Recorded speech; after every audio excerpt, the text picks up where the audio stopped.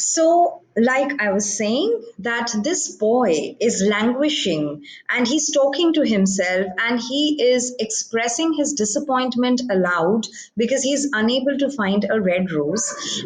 And the nightingale is a witness to all his frustration. And the nightingale is so impressed with this boy's love that the nightingale feels that at last, here is a person who I can see knows what is true love because I can see the pain, I can see the pining, I can see the desire in him, I can see the passion and the consistency and the commitment that he's feeling. And the nightingale just wants to do whatever it can for this boy. But the boy mumbles anyways, and then he goes back to his room. And then we have the scene of the garden where there's a garden lizard, and it is talking to a butterfly, and then there's a daisy which is also talking. So the three of them are having a conversation, and the garden lizard is saying that I wonder what is wrong with this boy, so they have this conversation amongst themselves, and the nightingale is thinking to itself, what if I can get a red rose for this boy? And in fact, the more the nightingale thinks, the more the nightingale is determined that yes, I am going to procure a red rose for this boy, and I am going to be instrumental in making his love story a success. So the nightingale takes this as a personal mission, and the nightingale starts flying.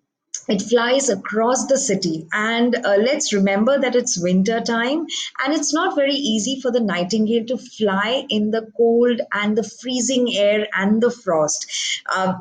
Frost collects on its wings and is very painful. Its wings become stiff with cold and it's freezing, but still the nightingale is very determined, and it says no, I have to find a red rose. So the nightingale goes to a rose tree and it says, oh, rose tree, you have such beautiful blossoms. Why don't you give me a red rose?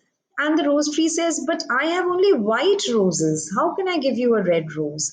And in this manner, the nightingale goes from rose tree to rose tree, and each tree has a rose of a different color, and they are unable to give the nightingale the red rose it wants. And finally, after flying all over the city and talking to many rose trees in different parts of the city, the nightingale comes back to its oak tree in the garden, and lo, just under the student's window in the same garden, it sees a dried up old rose tree. And it goes to the rose tree and it says, rose tree, can you give me a red rose? And the rose tree says, yes, I can, but let me tell you that the frost has numbed my veins, and there is no warmth in me, and there's no life that is coursing through me. So I don't know whether I'll be capable of giving you a rose. And the nightingale says, please don't disappoint me.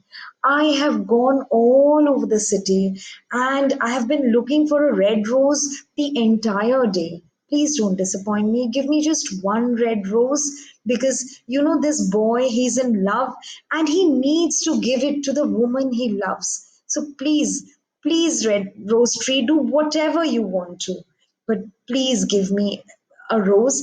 And the rose tree thinks to himself. And it says, okay, I can try. But I have a condition. You have to help me so that so that a rose can bloom out of me and it can be of a deep red color.